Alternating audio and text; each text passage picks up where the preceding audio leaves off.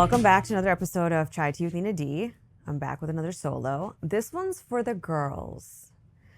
I constantly get pummeled with questions about dating and how to find a man. I don't understand why, and I've said this before in my solos, like I'm not like a relationship guru or expert.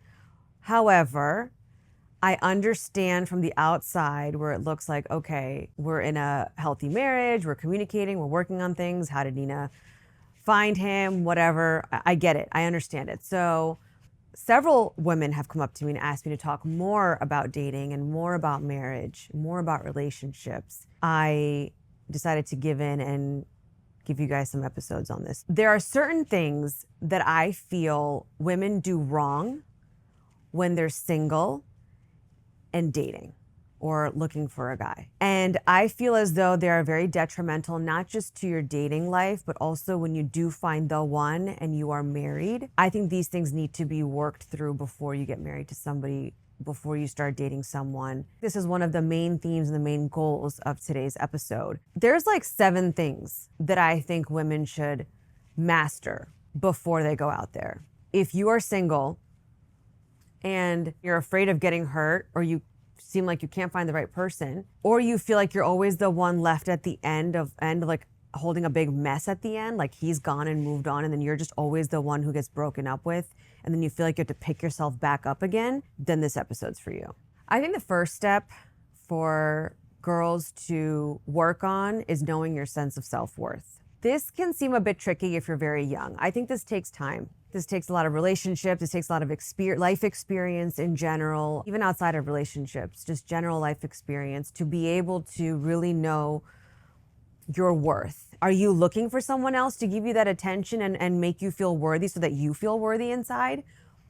That's backwards. You're going to attract people who are going to project on you and use you and abuse you, and now you're really never going to see your worth because you don't see your worth. And a lot of women don't even actually voice or accept their desires because they want to be like, oh, this is a checklist and this perfect man doesn't exist, so I'm going to settle. No, that's a problem with your sense of self-worth. That's an identity issue. You think you can't. If you could have anyone on this planet, describe him and write it down.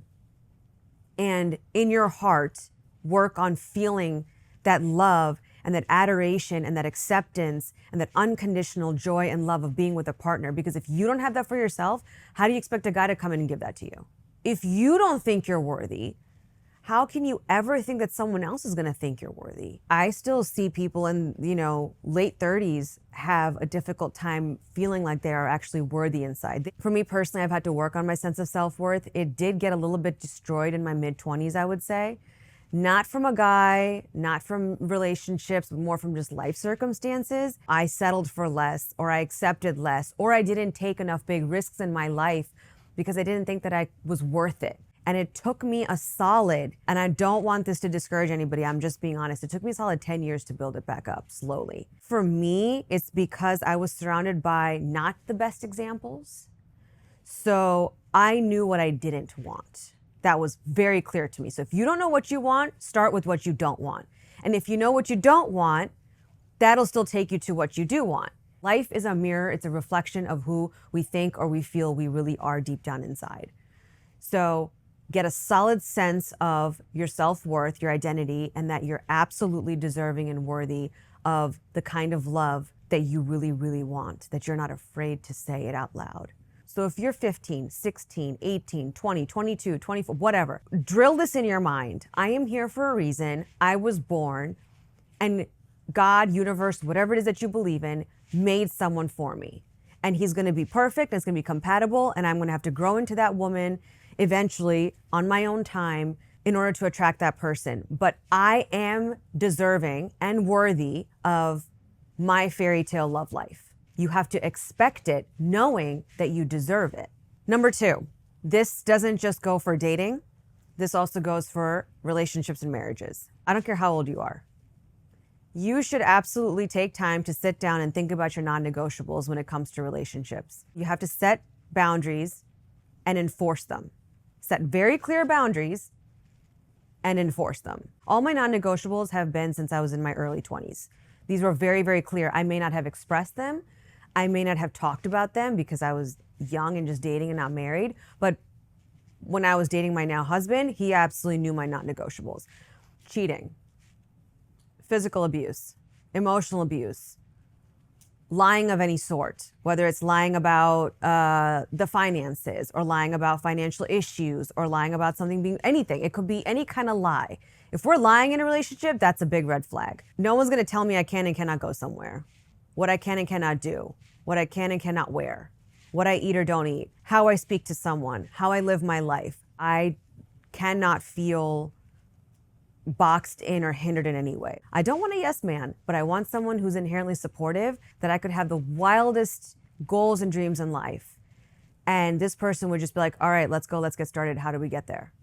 Like, let's do it. So I would take time to ask yourselves, what are my non-negotiables? Here's why. When you get into a relationship or a marriage and you don't even know what you won't accept or what you're not willing to handle or deal with in a relationship, then you'll take it all. You will accept the worst. You will think that the cheating is okay. You will give them another chance.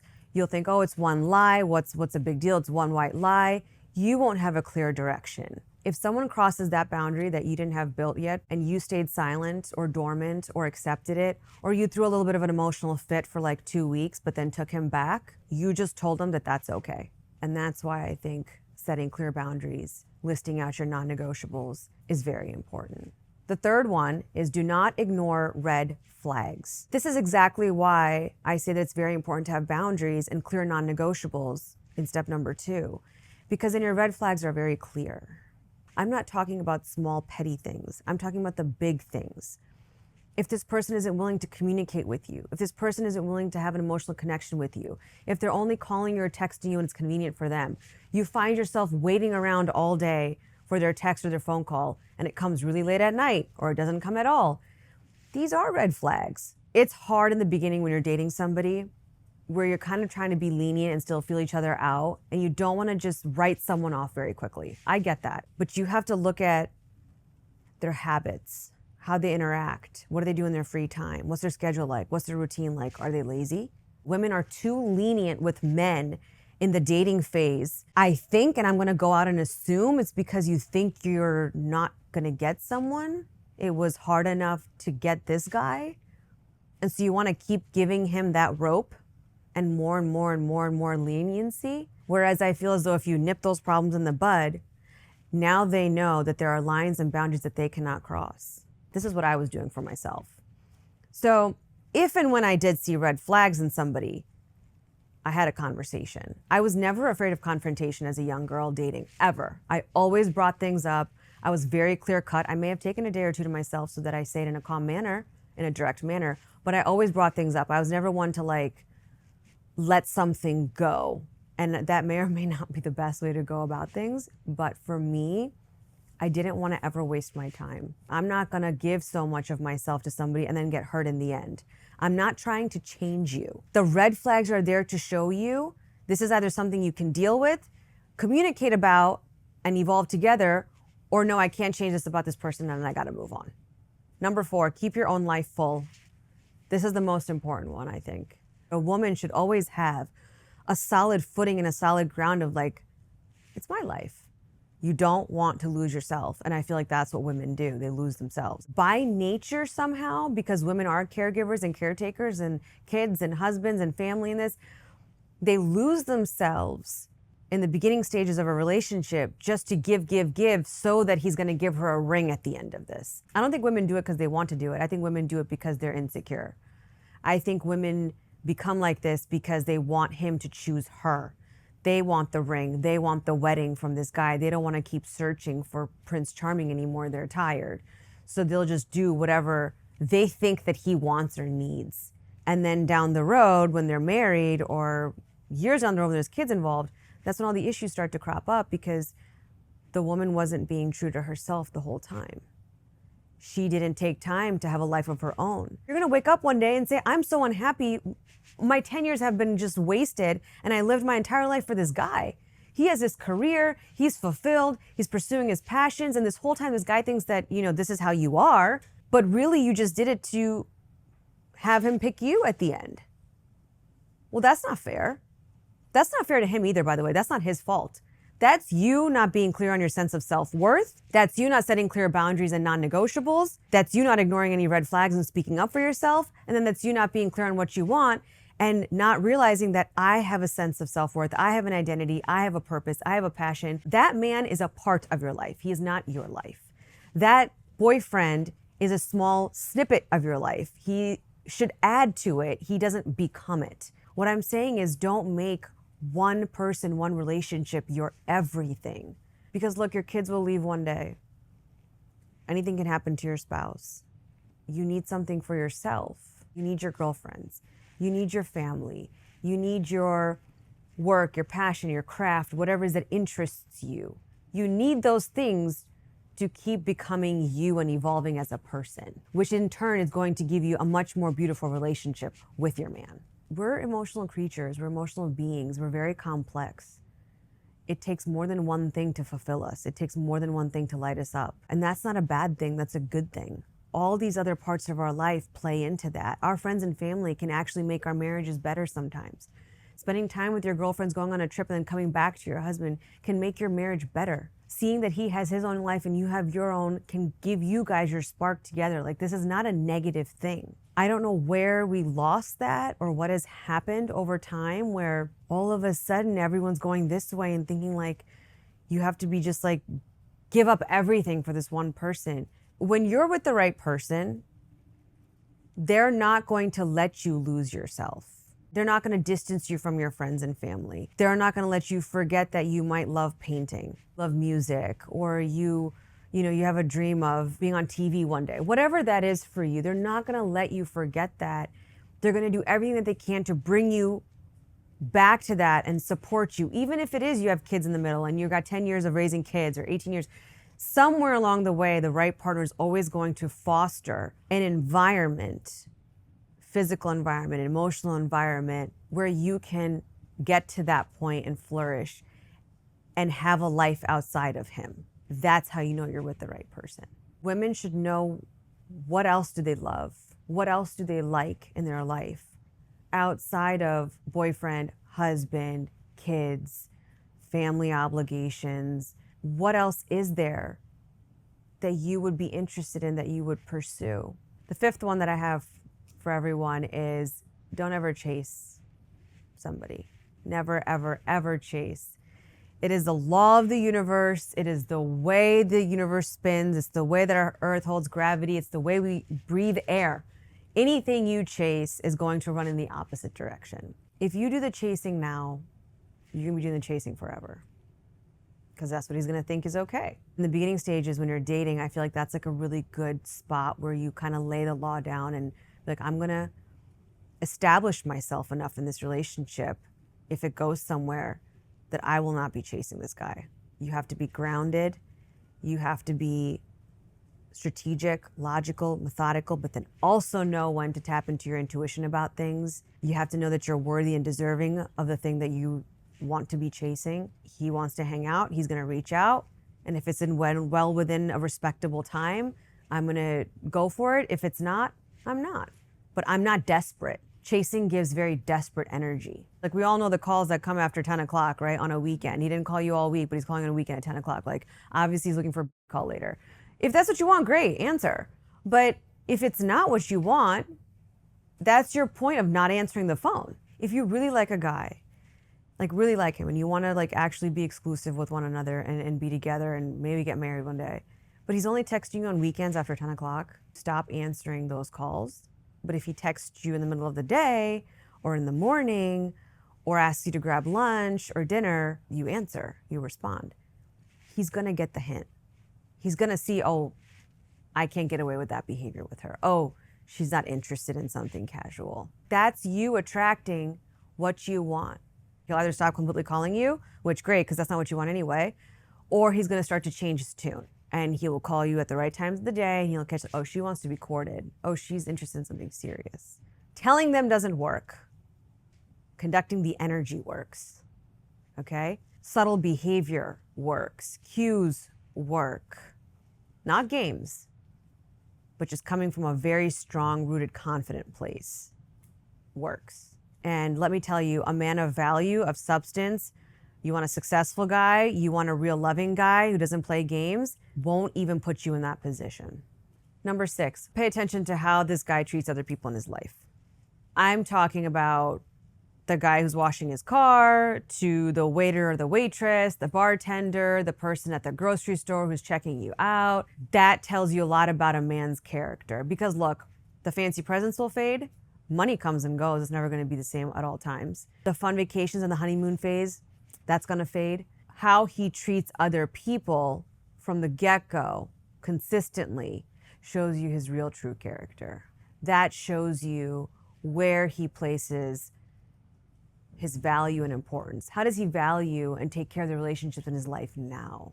99% of the time, I feel it is a red flag if your guy seems to have a problem with everybody in his life. My parents don't understand me. I don't get along with siblings, this, that, like something's wrong there. Men like that like to alienate people. So first they go in with telling you how they don't get along with their family and friends, and then over time they try to alienate you from your family and friends and tell you how bad they are for you. How does he talk about previous ex-relationships? Is he bitter? Is he negative? Is he derogatory? Listen, if he's calling her the B word, tomorrow he's going to say it to you. If he's not even talking to his mom with respect, he doesn't have to love her, he doesn't have to like her, and he certainly doesn't have to hang out with her all the time. That's fine. We all have our differences in our family members. But if he's speaking disrespectfully about her or to her, he's going to have no problem turning around on you and treating you the same in the future. That is something you can really pay attention to at the beginning that could give you a real look into somebody. My last point is make emotional availability a non-negotiable if you are looking for a long-term relationship. He's emotionally present. He's engaged. He's active, and that he understands this is like a relationship. This is like a two-way street. I didn't know anything about this when I was dating. This is something that came with understanding with time. You need a lot of experience in relationships, even with friendships and family. It doesn't have to be like a romantic relationship to understand what emotional availability looks like or what it should be like. Every person, male or female, has their own way of handling their emotions, right? How much or how someone shows up and is emotionally available is very subjective and very personal. There are some men who in the beginning might fight you on a personal question. Like maybe you dig and say, hey, you know, why aren't you talking to your mom? Or like, what's wrong with your family? Like, why do you have such a disconnect with your family, or what's upsetting you? And he might lash out. But then he might come around eventually and be able to share. I don't think that if someone doesn't immediately open up to you, you can't write that guy off and say he's not emotionally available. No, that's just his way. And maybe he's had no one ever ask him the way that you've asked him about something so deep and personal to him that triggers him. I think that's where like communication comes in, where he feels comfortable. But the right guy will get over his own emotional hurdles and barriers to be vulnerable with you so that you understand him, because he's not going to want to leave you in the dark and make you feel uncomfortable, right? Because you're asking a very deep personal question for a reason. He's going to find that strength within him to open up to you if he's the right guy for you. He'll open up to you eventually, but we're not waiting 10 years for him to open up, and we're also not playing the cat and mouse game. You're not his mom. Make it known, like, I'm here for you to talk with you, and I'm curious as to what's going on so that I understand you better. But if this is a repetitive pattern, you're always chasing him around to get inside of his thoughts, and he's just not opening up to you after a year or two of dating, that guy's not emotionally available. If you don't feel emotionally fulfilled around him, then he's not emotionally available. I think emotional fulfillment is one of the biggest things in a relationship. Why are we in relationships if we don't feel emotionally fulfilled? When you're married for like 10 years, you're gonna have ebbs and flows of emotional fulfillment, okay? Some days you will, some days you won't, some years you will, some years you won't. That's okay, that's normal. That's when you go to therapy and figure your stuff out. But in the beginning, oh my gosh, by nature, you just wanna know about each other, you wanna share what you can, you wanna build that bond, you want that depth. Someone said to me, this is how you know you're gonna marry somebody, like when you've dated multiple people, is that your honeymoon phase was like the best. Like it was, when you think about your honeymoon phase with somebody when you were dating, the first 1 to 3 years, it was like the best relationship that you had, because you guys will know for the rest of your lives how to get to that spot. And for me, that clicked. For Brian and I both, for us, we would openly, after like a year or two, we're just like, this was like the best relationship we had. Even when we took a little bit of a break, I remember always feeling that way. Even after I dated other people, he always felt that way, that this was our chemistry was beyond anything we've ever experienced with other people. And so now that we've been married for so long, we always know what we're trying to get back to. But if you're dating someone and it's like, you don't feel emotionally fulfilled, you're not giddy, it's mind games, you're confused, you're sitting there wondering if they're gonna text you, or they didn't even ask you on a date, they didn't even give you the plans yet, like that's not how it's supposed to be. I hate to say, but there's a bit of common sense that goes into this. Like if you're questioning things all the time in a relationship, which I see women do all the time, then it's not for you. If you're always wondering about something with this guy, it's not for you. If you can't get him to open up to you, it's not for you. If you're the one making plans, but you don't want to be the one making plans, it's not for you. These are all things that are figured out in the beginning stages of a relationship, I feel. And this is where it's like what you're willing to settle for versus not. And I think these 7 ways, these 7 things that I just listed out is a great place to start. I feel like a lot of women are more focused on how to find the guy, where to find the guy, when is he gonna show up, when am I gonna get him? It is not about finding or going out there and doing all the time. Like sometimes you just go inward and focus on yourself. I think this will take you 80% of the way to finding the right person.